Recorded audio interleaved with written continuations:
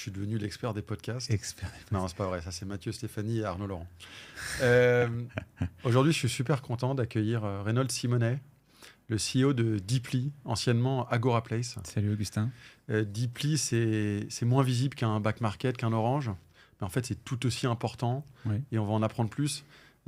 Deeply, c'est devenu l'operating system aujourd'hui de tous ces acteurs du reconditionné, de Orange, back market, Edenred et d'autres sociétés qui sont dans cet espace. Mhm. Et donc, on va essayer de passer les 30 à 45 prochaines minutes pour comprendre Mhm. que fait Deeply Mhm. et comment Deeply est devenu aujourd'hui le leader européen Mhm. dans ce domaine-là. Ouais, avec plaisir. Allez, let's go. Moi, Reynald, j'ai rencontré en 2017, septembre 2017, Ouais. parce qu'en fait, pour ceux qui le savent, avant mon arrivée en France, j'avais monté des postes de réparation de téléphone, un peu à la Save, mais au Mexique. Ouais. Et un des vrais enjeux que j'avais, c'était comment trouver des téléphones reconditionnés pour pouvoir les revendre, comment trouver des téléphones reconditionnés pour trouver les pièces pour réparer d'autres téléphones. Et j'arrive en France et je rencontre Reynald. Reynald me dit, attends, j'ai monté la plateforme qui permet... c'est un peu un gros mot, la marketplace, mais je sais que tu n'es pas une marketplace. Ouais. La marketplace qui permet de lier en fait tous les acteurs du reconditionné. Exactement, ouais. Comment toi, en 2017, t'es arrivé à cette idée? C'est marrant parce que t'es une des premières personnes, quand on a pitché la boîte, donc au tout début, t'es une des premières personnes à avoir compris instant ce qu'on faisait. Et c'est assez rare parce que c'est vrai qu'on a un métier un peu backstage. Nous notre rôle, c'est d'optimiser les flux. C'est pas forcément être en frontline, c'est de faire en sorte que tout fonctionne bien en backstage. Vas-y. Et ça, tu l'as directement compris hyper vite parce que tu avais eu ces problématiques toi-même, tu vois, dans ta vie d'avant, quoi. Et donc, en fait, l'idée, elle est venue assez naturellement. C'est-à-dire que, comme plusieurs entrepreneurs, nous, on a passé plusieurs années au service du reconditionné. Donc, avec mon associé Tanguy, on se rencontre dans une boîte qui fait du reconditionné. À l'époque, c'était en 2010-2011. Enfin, le marché n'existe pas. Enfin, il y a 4 acteurs en France. On fait un copycat de ce qui se passe en Angleterre. Attends, à l'époque, 2010. 2010, ça fait, on a l'impression que c'est il y a tellement longtemps. Ouais. Le téléphone usagé, il va où? En fait, il va dans mon tiroir ou il est jeté à la poubelle? En fait, 2010, il n'y a absolument pas de conscience, de demande sur le marché en termes de reconditionné. C'est-à-dire que le terme de reconditionné n'existe quasiment pas. Et nous, quand je rejoins ce projet qui était déjà lancé, qui était une start-up que j'ai pris en cours de route, leur idée, c'était de dire on va collecter les produits des clients particuliers via le web et on va en fait les revendre sur des canaux de mais collecter, on va les racheter. Ouais, on va les racheter via un site. Tu vois, en fait, c'est du e-commerce inversé. Donc en gros, toi, tu as un smartphone. Typiquement, un Français, globalement, utilise entre 24 et 36 mois son téléphone. Ensuite, il change. À l'époque, en 2010, c'était 18 mois. Donc il y avait des rythmes de renouvellement. Et au bout de 18 mois, il y en a un pourcentage des Français, ou même des gens dans le monde, qui allaient sur eBay ou Le Bon Coin pour revendre leur téléphone. Exactement. Ouais. Et vous vous êtes dit, au lieu qu'ils le revendent à un particulier, on va le racheter nous. Oui, en fait, t'as comme dans chaque marché, encore aujourd'hui, tu as le C2C qui marche très bien. Donc les Vinted, eBay, Le Bon Coin. Et ensuite, tu as le B2C. Et en l'occurrence, quand tu fais de la reprise auprès du client dans un site e-commerce inversé, c'est du C2B, puisque tu es un pro qui rachète à un particulier. Et donc, on commence là-dedans, en fait. On commence à comprendre cet écosystème. On veut le créer en France parce que littéralement, il y a rien, il y a tout à faire, quoi. Il faut éduquer le marché, il faut créer la demande, il faut créer l'offre, etc. Et en fait, en travaillant dans cet écosystème pendant plusieurs années, on se rend compte que c'est très difficile d'éduquer le marché.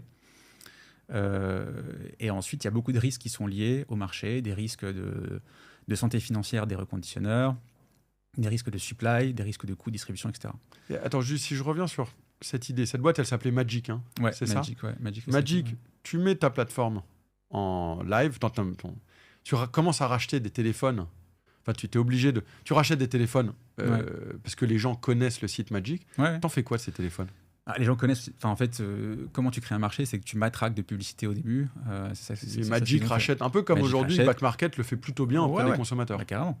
Il y avait des pubs sur TF1, il y avait vraiment du matraquage publicitaire et qui a hyper bien marché. Donc ça, c'était vraiment l'ouverture du marché. Sauf que tu rachètes des produits, tu les reçois, donc jusqu'à 1000 produits par jour, dans un centre, tu les tries et ensuite tu les redistribues au bon canot.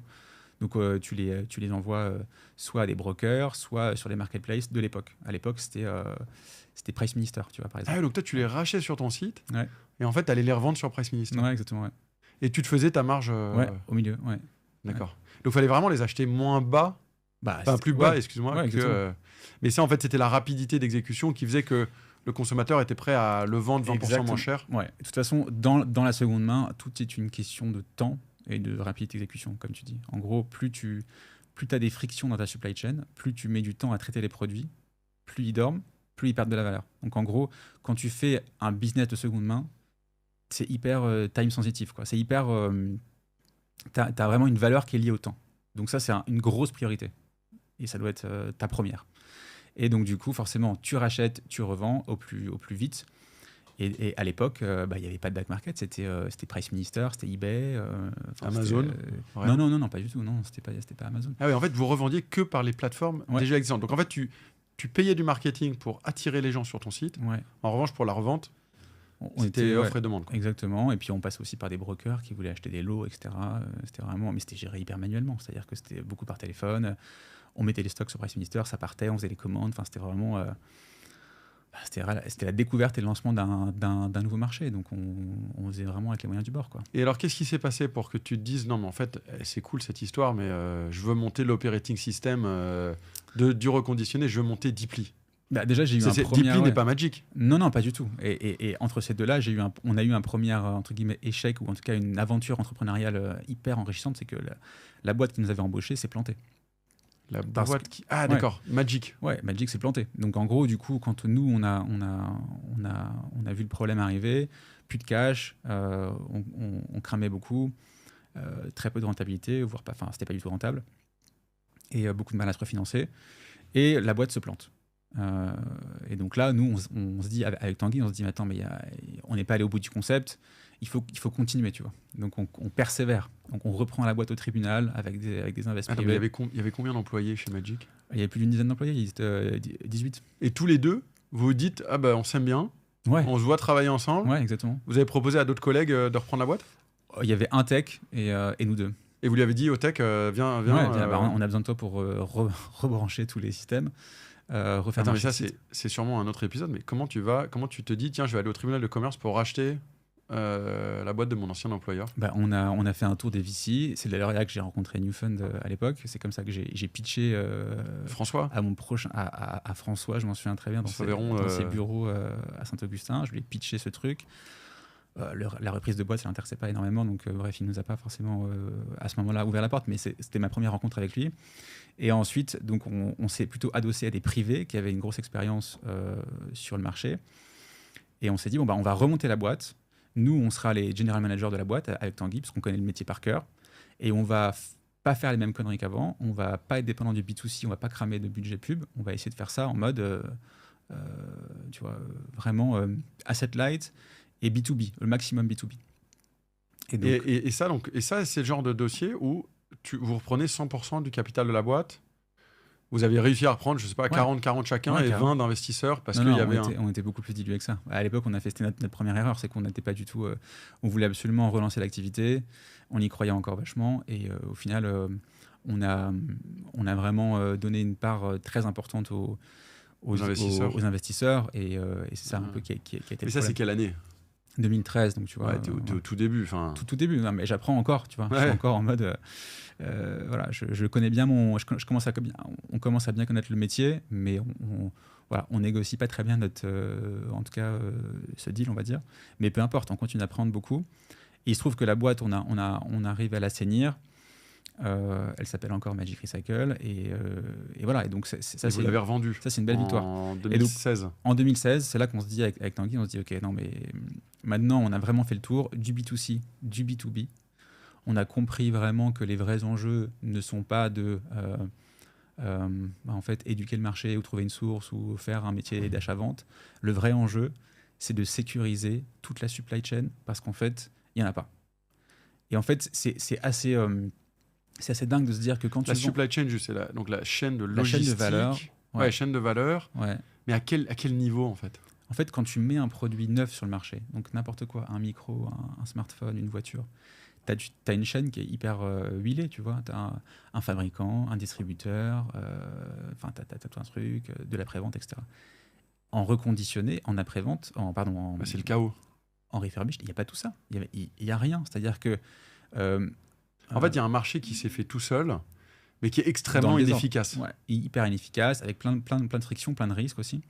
Ouais, de fraude. De fraude énorme. De mauvais téléphones, de téléphones volés, non Ouais, la qualité, le risque, bref, c'était vraiment clairement un gros bordel, clairement. Et nous, on se dit, là, il y a un marché pour un acteur qui va sécuriser tout ça. Et pas que à l'échelle française, parce que nous, on se rend compte que c'est pareil au UK, c'est pareil en Italie, c'est pareil en Allemagne. Et puis au-delà de ça, tu as un marché américain, etc. etc. Donc, voilà, on se dit, go, c'est le moment. Et effectivement, on vend nos parts. Vous avez vendu à qui ? Aux invests historiques en place, ouais. Ah, ils ont dit, bon, vous avez assaini la boîte. Ouais. Merci beaucoup, on va trouver un manager. Exactement. On a négocié avec eux, mais ouais, en tout cas, on est partis tous les deux. Et là, petit exit, mais exit satisfaisante. C'était une première expérience d'exit, mais c'était clairement pas... c'était pas oui, c'est pas ton... mais bon, c'était suffisamment motivant pour te dire, carrément. Je vais essayer de monter la boîte, qui va changer ma vie. Ouais, exactement. Exactement. Donc, on a réinvesti... 100% 100%, ouais. Quasi. Dans Deeply. Et là, vraiment, avec l'idée de changer le marché pour toujours. Et c'est encore la même vision, le premier pitch, je m'en souviens, le premier deck que j'ai créé en 2016, c'est exactement la même vision qu'on est en train de développer aujourd'hui. Tu te souviens ce que ça disait ou pas ? Ouais, ça paraît l'operating system du reconditionné. Non, ouais. À l'époque, j'utilisais le terme marketplace. Effectivement, je disais la marketplace B2B du reconditionné. C'est comme ça qu'on a monté un peu les premières slides. Mais c'est vrai qu'aujourd'hui, on est plus qu'une marketplace. Donc, effectivement, c'est plus trop un terme qu'on utilise.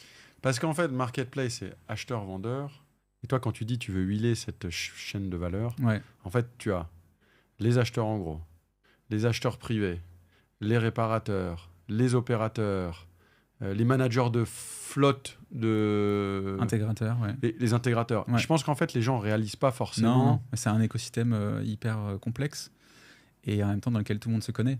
Donc, les fabricants de téléphones aussi, qui vendent en direct, qui vendent... Les assureurs. D'accord. Ouais. Donc, tu as tout ce monde-là et en fait, qui n'avait pas d'endroit vraiment pour se réunir. Ouais. Pour se connecter, exactement. Ouais, donc c'est pas une market... En fait, aujourd'hui, pour faire simple, si moi je suis un opérateur ou je suis un distributeur, si je veux créer une expérience de seconde main, c'est-à-dire si je veux racheter à mes clients des produits de seconde main ou si je veux vendre des produits de seconde main, aujourd'hui, je dois tout faire moi-même. C'est-à-dire que, je sais pas moi, si je suis un gros distributeur, je dois trouver des fournisseurs, suivre leur qualité, gérer le SAV, gérer mon catalogue, gérer mes prix, etc. Et en fait, c'est des catalogues et des prix qui ne sont pas les mêmes que les produits du neuf. Donc, et en fait, c'est un écosystème parallèle à celui du neuf que tu dois gérer en parallèle. Et tu as plus de cette expertise vraiment à gérer pour pouvoir avoir cette chaîne de valeur. Donc nous, ce qu'on leur propose, c'est qu'on leur dit, OK, tu sais quoi, tout ça, on va le faire pour toi, de A à Z, on prend tous les risques, on gère tout. Et toi, tu vas avoir accès à toute la donnée, toute la valeur, pour que tu puisses prendre des décisions, pour que tu puisses contrôler ton business, etc., sans prendre de risques.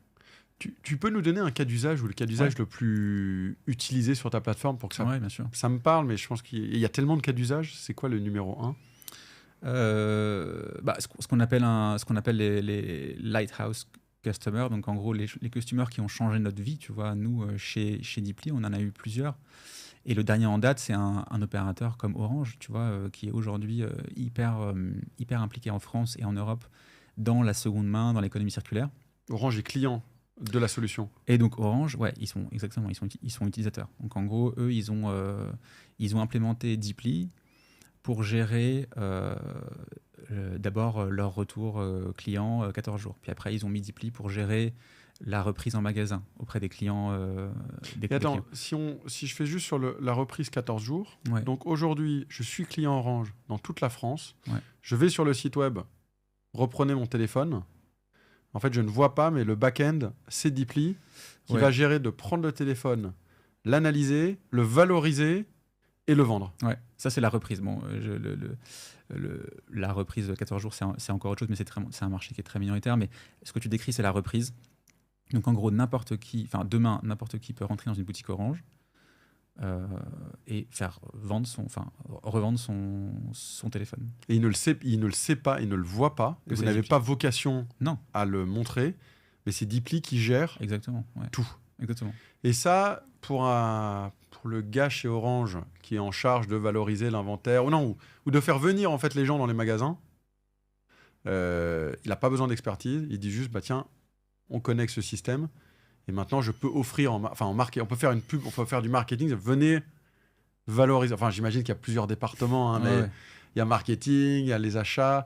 Et c'est une manière de faire venir n'importe qui dans le magasin, valoriser ce téléphone. Ouais, alors il l'avait déjà avant. Hein. On n'a pas inventé le trading chez Orange. Mais l'idée, c'est que. Mais qu'avant, il y avait 25 personnes qui travaillaient pour essayer de. En fait, c'est toute une question c'est une question de maîtrise de la chaîne de valeur. C'est-à-dire qu'aujourd'hui, ce qu'on a apporté de nouveau et ce qu'on apporte de nouveau en général, c'est une maîtrise de toutes ces expertises qu'on a citées. Donc, la partie logistique, la partie prix, la partie catalogue, la partie client, relation client, la partie test, vérification des produits, etc. Tout ça, en fait, c'est une brique complète qu'ils n'avaient pas avant. Et donc, qui permet en fait d'être plus en confiance pour eux, d'augmenter l'expérience client en magasin, et ensuite de dupliquer et d'ajouter des briques à leur service. C'est-à-dire que ils n'avaient pas avant la possibilité de reprendre les produits des clients en ligne. C'est-à-dire que Orange, plus gros opérateur français, ne permettait pas à ses clients de faire une reprise en ligne. Tu vois, c'est quand même, c'est une grosse nouveauté qui est venue grâce à Deeply aussi, parce que une fois qu'on a bien maîtrisé les reprises en magasin, qu'on a réussi à augmenter les volumes, les valeurs et l'expérience client, on s'est attaqué aux reprises en ligne. Et ensuite, il y en aura d'autres, tu vois. En fait, c'est des schémas, c'est des projets qu'on lance pour avoir une amélioration continue et qui va en fait se conforter Orange pour se dire en fait j'ai parié et j'ai pris le bon cheval, quoi. C'est-à-dire que ils m'accompagnent jusqu'au bout, ils sont hyper investis. J'ai des meilleurs résultats, j'ai des clients contents et en plus je fais de l'économie circulaire, donc c'est bénéfique pour tout le monde, tu vois. Donc toi, un back market n'est pas un compétiteur. Non, parce qu'ensuite derrière on les connecte forcément d'une manière ou d'une autre dans notre chaîne de valeur. C'est-à-dire que c'est des concurrents parfois sur des prix que tu benchmarks.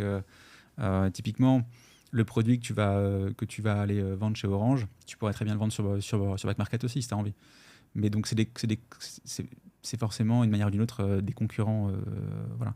Mais c'est surtout avant tout des partenaires. Parce qu'on est branché à eux, on les connaît bien. Et on a des façons d'interagir qui sont assez fluides avec eux. Ouais, tu es la couche infra. Operating system, j'entends le mot. Tu es la couche infra sur tout ce qui est seconde main. Tu es l'huile du moteur de la voiture, mais tu es l'huile pour tout ce qui est chaîne de valeur du reconditionné. On entend un homme apaisé. Je suis sûr qu'il y a encore plein de défis devant lui. On est en 2025. La boîte a été montée en 2016. Ça n'a pas été un long fleuve tranquille. Quels ont été les principaux... Enfin, c'était quoi la version 1 ? Où est-ce que la version 1 a buté Deeply ? Parce que là, oui, vous êtes le leader européen. C'est la couche infra quasiment indispensable pour scaler dans ce business. Comment vous l'êtes devenu, en fait ? 2017-2019, qui étiez-vous ? Où étiez-vous ? Ouais. Ce qui nous rend indispensable aujourd'hui, c'est qu'on est scalable aussi. C'est-à-dire que là, on parle d'un use case français très, très spécifique, mais le service qu'on a déployé, il est scalable à tous les marchés, en fait. Là, vous êtes numéro 1 en Europe. C'est ça la vraie force. Ouais, aujourd'hui, on propose l'unique service de gestion complète de la chaîne de valeur du reconditionné. Personne ne le fait comme nous. Donc, et personne n'arrive à ce degré de succès qu'on a aujourd'hui réussi à atteindre. Donc, c'est pas, tu vois, et c'est la data qui parle, c'est pas, tu vois, c'est des chiffres vraiment très concrets, quoi. Donc, comment est-ce qu'on en est arrivé là ? C'était un peu étape par étape, mais c'est en ligne avec ce qu'on avait déjà en tête, c'est-à-dire que on voulait simplifier la chaîne de valeur, on voulait la sécuriser. C'est exactement ce qu'on a réussi à faire. Maintenant, on va pousser plus loin pour le faire, non pas en Europe, mais ailleurs. Mais ça, c'est la prochaine étape. J'imagine que pour signer un Orange, il faut que la boîte elle ait des fonds propres, de l'ancienneté, des employés. En fait, c'est un degré d'exigence qui est hyper élevé. Donc au début, tu as commencé avec des petits Orange. Ouais, au début, on avait d'autres Lighthouse customers. On avait un gros loueur pour qui on a bossé pendant longtemps, qui s'appelle Econocom. Ah, très bien. On a eu, enfin, tu vois, et c'est ça, je pense que vraiment, c'est une leçon que je garde. C'est à chaque fois que tu veux cranter et monter encore plus ton volume et puis et ton rayonnement, bah, trouve ton prochain lighthouse customer, tu vois. Trouve ton prochain client. Ton mot, c'est lighthouse? Ouais. Genre le phare? Ouais, exactement. Trouve ton prochain phare. Et c'est ça qui nous a vraiment permis d'être visible, parce que il faut le trouver, mais après, il faut délivrer, tu vois. Livrer un projet comme Orange ou comme d'autres qu'on a pu le livrer avant, c'est très, très exigeant en termes de spécificité technique. Ça implique beaucoup d'expertise et ça, c'est pas, voilà, et un Econocom par exemple, donc c'est eux qui ont été ton premier phare. Ouais. Donc le produit était évidemment bien moins poussé, avancé qu'Orange. Ouais, exactement. Ouais. Eux ils ont aussi pris ce risque en se disant bah tiens, c'est une solution qui nous convient, elle n'est pas parfaite, la vision reste la même. En fait, c'est intéressant, c'est que tu sais, souvent nous on demande aux entrepreneurs en tant que fonds d'étaper un petit peu le développement du produit. C'est-à-dire, ça sert à rien de shipper le produit parfait. Tu fais ton produit, tu prends tes premiers clients, tu lèves ta série A, tu développes, série B, etc. Et chaque phase a un peu son nom. Toi, en fait, tu as fonctionné en mode...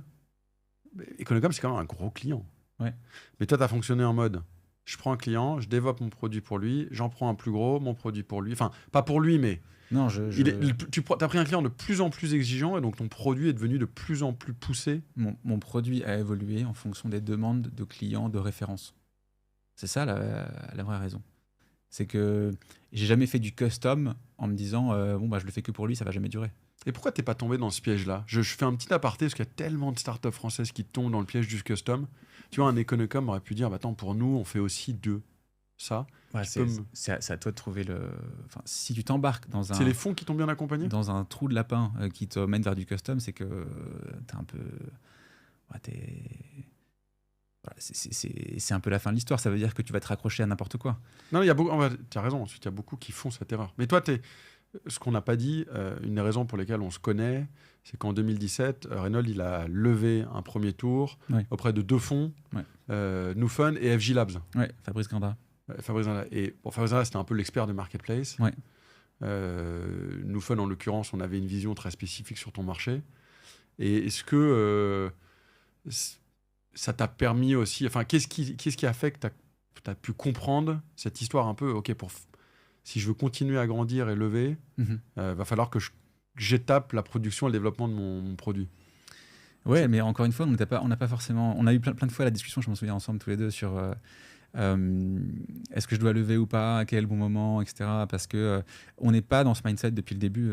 En fait, je pense que c'est parce qu'on a commencé avec Tanguy notre première expérience de reconditionné en vivant une faillite qu'on savait que sur ce marché de la seconde main, si tu veux être durable, sans mauvais jeu de mots, il faut être rentable dès le départ. Et après, tu vas pouvoir... Parce qu'on en a vu des faillites dans ton secteur qui ont tué plein. La crédibilité du secteur. Ça m'a donné envie d'entreprendre parce que je me suis dit... C'est Remade qui était un gros... Ouais, il y en avait plusieurs en France et en Europe. Il y en a encore aujourd'hui. Hein. Plein. Ouais. Parce que c'est un marché de trading quasiment. Hein. Donc tu vends, tu achètes de la matière secondaire, enfin de la matière de seconde main. C'est un peu comme c'est de la matière première. Finalement, un iPhone 14 de seconde main, c'est le même en Pologne, à Amsterdam ou pas en France. Pas tout à fait le même sur les ondes. Mais en Europe, si, c'est le même. Ah ouais mais bon, j'allais dire, ça crée de la complexité qui va renforcer ton produit. Tu vois, je pense que l'iPhone aux États-Unis et en France, c'est pas le même au niveau des ondes. Ouais, il y a des modèles différents. Ouais. Et donc, en fait, faut être bien pour éviter de vendre un iPhone qui fonctionne pas en Pologne, mais qui fonctionne en France. Faut avoir cette expertise et un outil comme le tien peut l'avoir. Ouais, carrément. Ok. C'est quoi aujourd'hui ton vrai défi ? Donc là, la boîte se passe bien, la boîte déroule, elle grandit, elle est dans 28 pays en Europe. Peut-être moins ? Ouais, un peu moins quand même. Un peu moins, ok. Ouais. Une bonne dizaine, ouais. Une bonne dizaine, ok. Ouais. Dans des vrais. C'est quoi aujourd'hui le défi ? C'est trouver du stock, c'est ce que tu disais à l'instant, c'est trouver des nouveaux clients, c'est embaucher. C'est quoi ? Qu'est-ce qui t'empêche de dormir aujourd'hui ?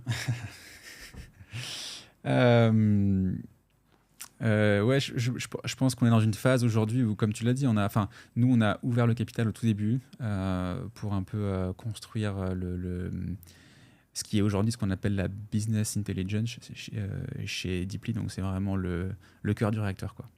Ça, on a levé pour ça. Et ensuite, on a toujours voulu rester hyper proche de la rentabilité. Je reboucle sur le truc juste avant parce que c'est quand même assez important. C'est assez unique dans le monde, dans ton monde et aussi dans le monde dans lequel je vis. Ouais, après ça me force à aller aussi moins vite que d'autres. Mais voilà, c'est-à-dire que tu as des investisseurs patients. Exactement, je les remercie. Ouais. Mais bon, ils sont très contents, je crois. Aujourd'hui, on peut dire tu factures, on peut partager le chiffre que tu m'as partagé avant. De 100 millions par an. Ouais, c'est la nouvelle, c'est la nouvelle étape qu'on a passée. On a dépassé 100 millions de GMV, donc en gros le volume d'affaires qu'on traite par an. Et puis c'est en belle croissance, quoi. C'est-à-dire qu'on est encore à des croissances qui sont pour une boîte rentable et qui, tu vois, là, pour la 4e année consécutive, on sera rentable. Donc c'est pas besoin de nouvelles levées de fonds, mais d'autres enjeux. Tu voulais nous en dire plus. À périmètre ISO. À périmètre équivalent, on n'a pas besoin aujourd'hui. C'est-à-dire qu'on a une croissance qui est hyper vertueuse, etc. On embauche, on développe. Là, on a ouvert un bureau à Varsovie. On va ouvrir un autre bureau en Europe là, prochainement, un peu plus proche. Mais tu ne crois pas qu'aujourd'hui, vu la stabilité, à quel point la boîte est saine, tu pourrais te permettre de lever 5 millions pour accélérer? Oui, bien sûr. Ouais. Mais ça, ce n'est pas l'objectif.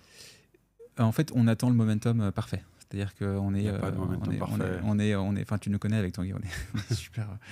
Mais bon, voilà.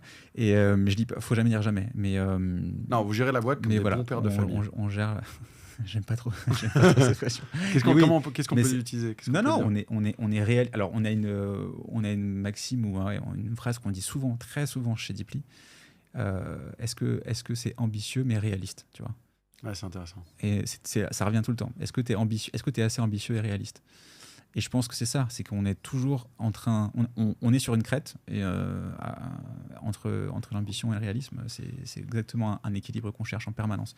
Donc oui, il y aura d'autres levées, je pense, pour d'autres projets qui seront plus gros que ce qu'on est aujourd'hui et qui sont déjà dans les tuyaux. Pour être honnête, on a déjà aujourd'hui 2 sujets qui nous focalisent en termes de stratégie de développement, je dirais, vraiment à l'échelle macro, c'est comment on va plus vite en termes de déploiement commercial, donc croissance externe, parce que tu es en B2B, il y a des cycles de conversion qui sont très très lents. Et donc ça, c'est déjà aujourd'hui une discussion qui sont entamées, parce qu'on veut croître avec potentiellement de l'acquisition vraiment à valeur ajoutée. Et comment est-ce qu'on va plus vite aussi ailleurs, hors Europe, tu vois? Comment tu arrives à dupliquer ton modèle européen ailleurs, dans un marché lointain? Même si on est une boîte tech... Les US. C'est ça, non? Les US, c'est un marché. C'est marrant parce que ça, c'est une habitude de conso qui est assez peu connue du grand public. C'est que le marché européen, il est drivé par la demande. C'est-à-dire qu'il n'y a pas assez d'offres, il y a beaucoup de demandes. Le marché US, c'est l'inverse. Donc, en gros, quand tu montes une marketplace, tu dois trouver ton alchimie entre l'offre et la demande. On l'a trouvée aujourd'hui, en Europe, etc. Elle est là, elle existe. Mais en fait, aux US, le marché, il n'est pas construit pareil. Il y a plus d'offres que de demandes. Donc, tu vois, tu vas aborder aussi le sujet, le sujet il y a un peu différemment. Plus de demandes en Europe. Parce que le booster de demande seconde main aux US sur la partie smartphone n'est pas encore arrivé. C'est-à-dire qu'en France, tu as eu des boosters. L'arrivée de Free, par exemple, tu vois, c'était un gros booster. Aux US, il n'y a pas encore eu le déclencheur. Et donc, le marché attend ce déclencheur. Voilà, et tu penses vraiment qu'il y aura un déclencheur? Parce qu'avec tout ce qui est financement aux États-Unis... Ouais, mon pari, c'était que le dernier move sur les tarifs de notre cher Donald, clairement, ça peut donner un coup de pouce. Parce que demain, quand tu vas augmenter ton prix, même si c'est de 10%, ton prix de ton iPhone 9, tu vas créer un écart avec le reconditionné, déjà. Et ensuite, en fait, tu vas... Mais toi, tu ne seras pas taxé? Tu seras taxé si tu... Si tu pourras pas faire le lien entre l'Europe et les États-Unis. Non, faut pas essayer de faire des liens. Tu resteras local. Intercontinentaux, c'est pas forcément ça qui va marcher. Nous, ce qu'on veut, c'est créer des liens, des économies circulaires localement. C'est-à-dire qu'on pense que le marché européen, il est à terme, il est viable en stand-alone, enfin tout seul. même si ce n'est pas le cas aujourd'hui, parce que comme je le disais, il y a un déficit de supply aujourd'hui, il n'y a pas assez d'offres en Europe, mais ça va changer. Et en revanche, aux US, c'est différent. Donc en fait, si tu regardes le marché US, ils ont beaucoup d'offres, déjà, sur place.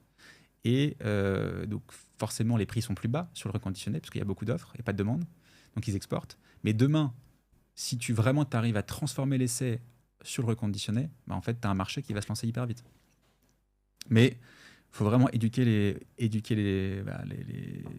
clients là-bas, parce qu'en fait, c'est une économie qui est beaucoup plus consumériste que la nôtre. Enfin, consumériste dans le sens où il y a beaucoup de changements tous les 18-24 mois, les gens changent de téléphone, ils veulent le dernier cri, etc. Donc il faut éduquer à ralentir un peu et aller vers la seconde main. Donc, il y a un enjeu social chez vous, sociétal, social, chez Deeply. Bah, en fait, on a adopté le statut de l'économie sociale et solidaire. Ça veut dire quoi? Concrètement, t'es pas censé forcément tout. Enfin, c'est un truc un peu d'initié.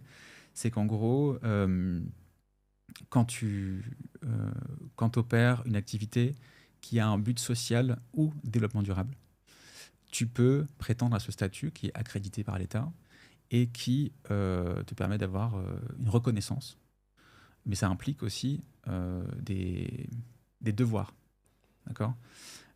Et donc, dans ces devoirs, il y a notamment un devoir de gouvernance. On doit avoir un comité de gouvernance qui est très, très, très spécifique. Mais c'est quoi ton... Enfin, donc pour avoir ce titre de société, ouais. C'est quoi les avantages? Les avantages, c'est que tu vas clamer haut et fort au marché que tu as un modèle de gouvernance et de gestion de ton business qui est hyper sain, dans le sens où c'est une obligation de changer tes statuts, d'avoir un but. Ça te permet de vendre plus?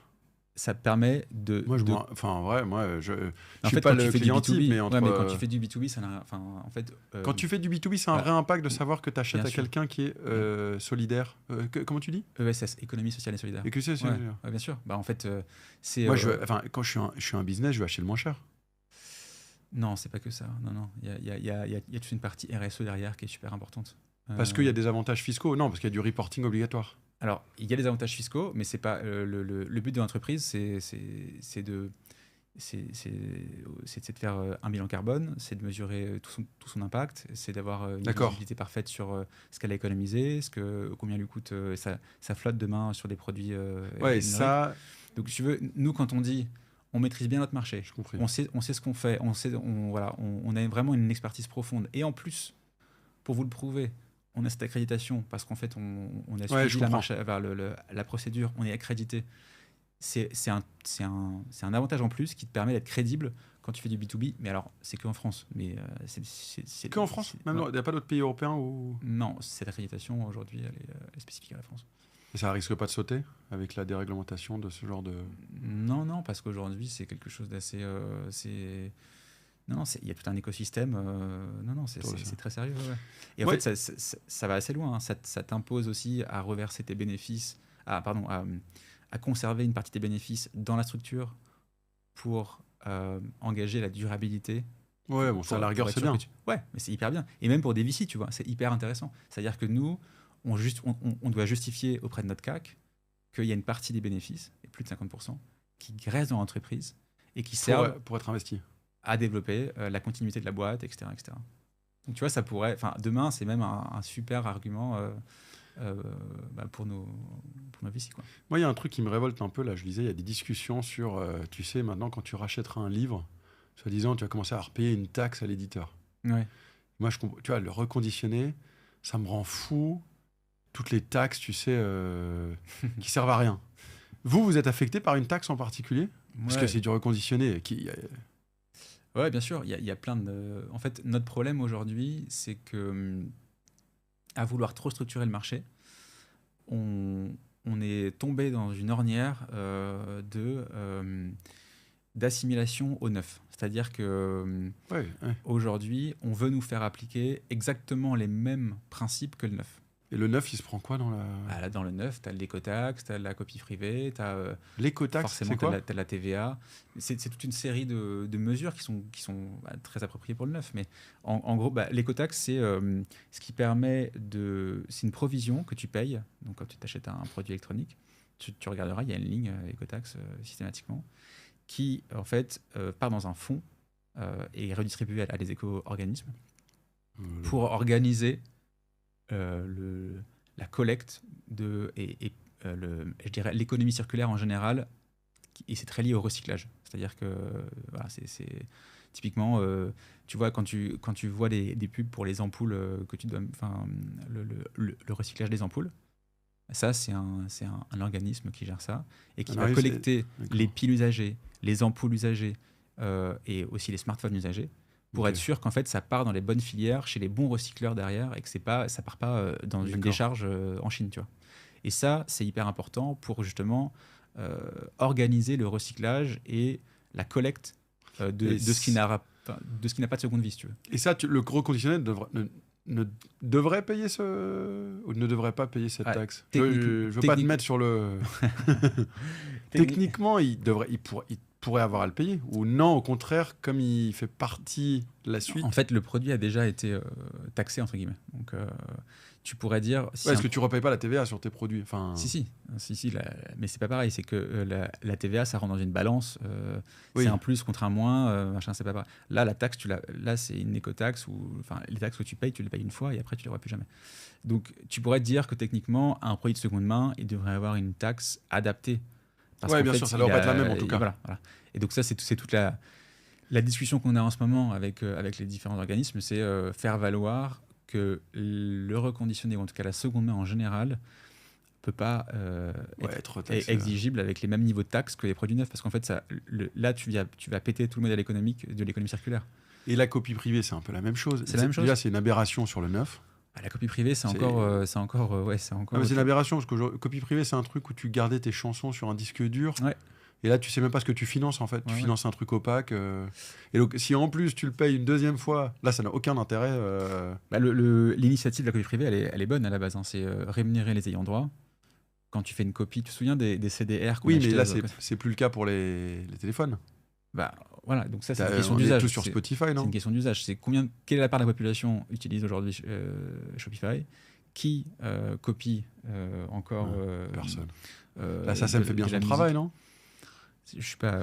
T'es pas dans la musique. C'est pas mon rôle de le dire, mais en l'occurrence, là, c'est plus un problème d'usage en lien avec la société actuelle, si tu veux. Ensuite, je te parle un peu, c'est les petits défis que vous avez là-dessus.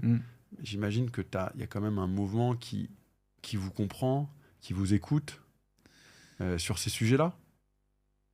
Ouais, alors c'est un mouvement, c'est nous qui le créons, parce que donc, ma deuxième casquette, c'est aussi de participer à l'Union des reconditionneurs et des distributeurs de seconde main en France et en Europe. D'accord. Et en fait, c'est des discussions qu'on doit créer avec le législateur français et aussi européen. Et en France, en fait, on subit, entre guillemets, la réglementation au-dessus, tu vois. Française. Qui est faite par Bruxelles. Non. Tout ce que aujourd'hui, notre quotidien, tout ce qu'on vient de décrire là, c'est orchestré par Bruxelles. Bien sûr. L'écotaxe inclus. L'écotaxe inclus. Il y a des spécificités en fait par pays. D'accord. Mais si tu veux, la copie privée, c'est français. La France, mais non, copie privée, t'as aussi la copie privée dans d'autres pays. D'accord.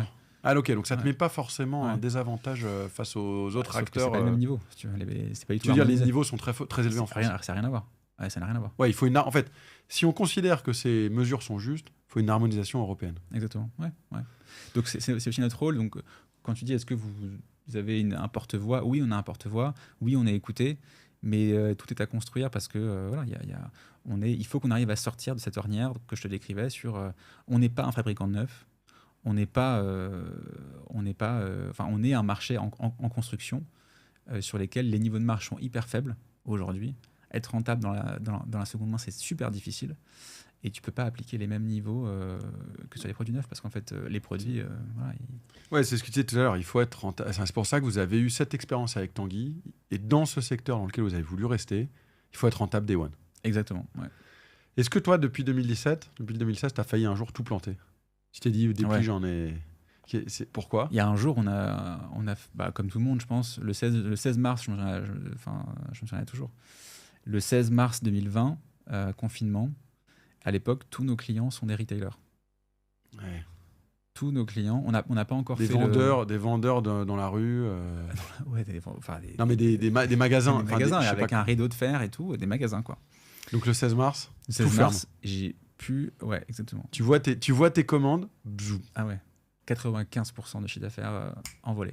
95%, Ouais. fini. Ouais. Donc là, tu te dis, bon, qu'est-ce qu'on va faire en termes de pivot. Et voilà, et ça a été notre plus beau pivot. Ça a été, s'il n'y avait pas eu le confinement, s'il n'y avait pas eu, cette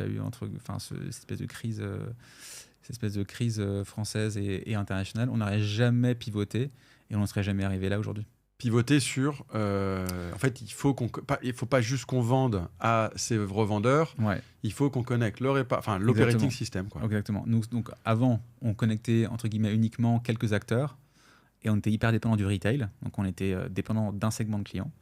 Et après le confinement, après les séries de Covid, etc., on s'est complètement diversifié.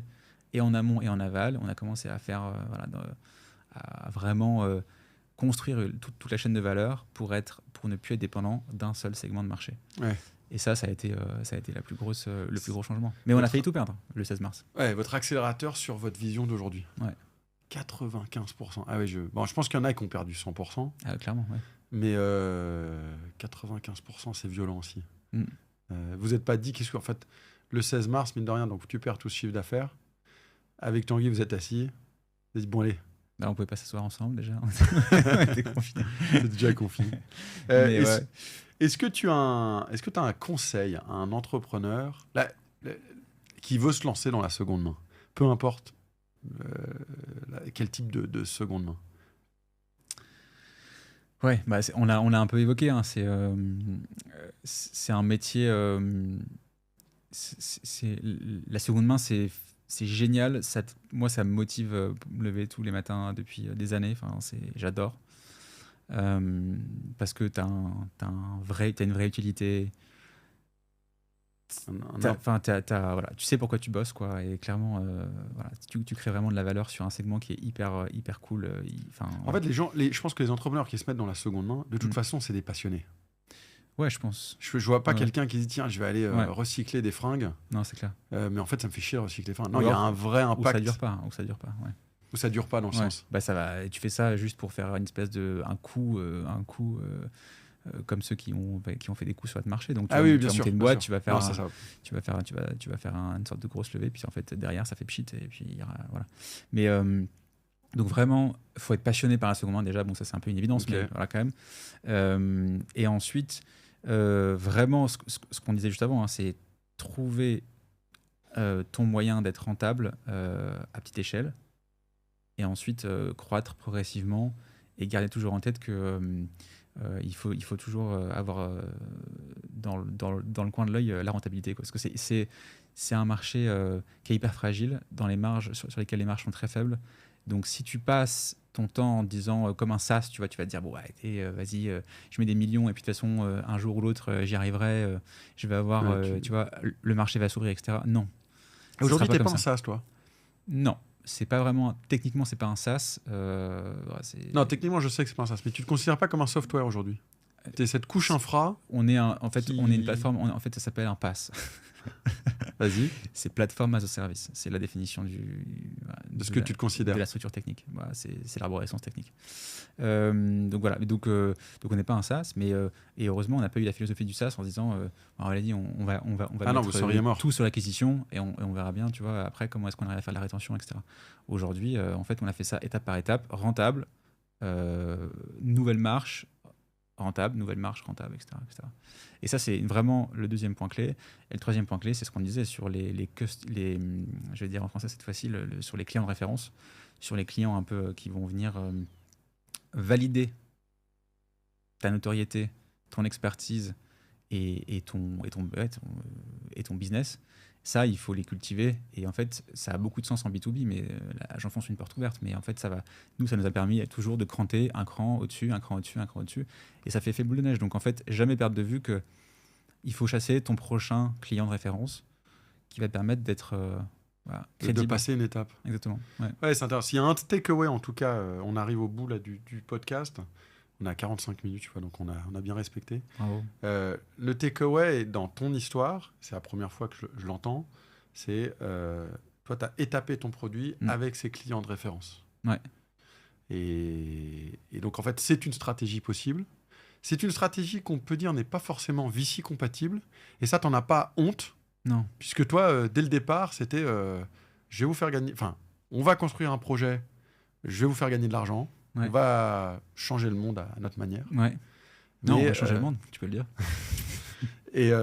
Mais c'est pas en 4 levées c'est pas en 4 levées sur 48 mois avec une exit complètement irrationnelle.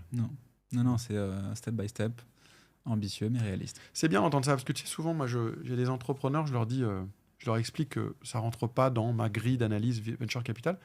Il y en a qui le comprennent, il y en a qui peuvent se vexer. Et souvent, j'essaie d'expliquer, mais souvent, quand ils se vexent, je leur dis attends, le VC n'a pas tout le temps raison. Le VC, il a tort 9 fois sur 10. Et donc, il y a un chemin pour y arriver qui ne passe pas par le venture capital. Ouais, puis après, c'est aussi, il faut trouver les bons, tu vois. Enfin, j'ai eu la chance de tomber sur François, sur toi, François Véron, Fabrice Garda. C'est des gens qui ont compris, qui ont la patience. Fabrice, lui, c'est plutôt qu'il a beaucoup de, il a beaucoup de boîtes, il a beaucoup de boîtes à gérer, donc il peut pas tout suivre. Mais on lui enverra la vidéo. On lui enverra la vidéo. Et dernière question, je sais pas à quel point tu es préparé. En quoi toi tu es un ovni mais bon, on lui a peut-être déjà répondu. En quoi tu es un ovni toi dans cet écosystème tech français? Deeply, tu veux dire? Toi ou Deeply? Moi, je pourrais dire que à la fois, tu es quelqu'un de discret, donc on ne voit pas beaucoup. Ouais. Mais tu construis ton business tous les jours. Ouais, c'est ça. En fait, nous, on est vraiment...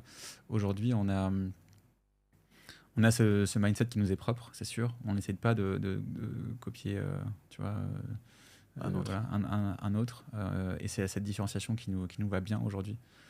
Et être un ovni, c'est aussi opérer dans un océan bleu. Exact. Et j'adore cette théorie de l'océan bleu. Enfin, on utilise vachement souvent océan bleu, océan rouge chez nous. Tu connectes plein d'océans rouges, en fait. Quand je t'entends, t'es dans ce monde océan bleu. Bon, on va pas te redonner... Nous, ce qu'on veut, c'est justement transformer cet océan rouge en océan bleu. Tu vois, pour les clients qui nous font confiance, pour les Orange de demain, pour les Econocom de demain, pour reparler de ces 2 clients de référence, on transforme l'océan rouge en océan bleu. Et c'est en fait, l'océan rouge d'offres qui pour eux qui est un chaos total pour eux, en un océan bleu dans le sens où hyper différenciant. Tu es la ligne, ouais, hyper différenciant, précis, avec un degré d'exigence et une innovation que personne n'a eu avant. Si quelqu'un écoute et veut en savoir plus, il te contacte comment? Sur LinkedIn, Twitter, sur ton email? Ouais, sur mon email, reynold@deeply.com et puis bien sûr sur LinkedIn. Je suis plus trop sur Twitter, mais voilà. Ouais. Bon, écoute, merci beaucoup d'être venu. Avec sympa plaisir, d'avoir pu échanger. Ouais. Merci. Et à très vite. À très vite.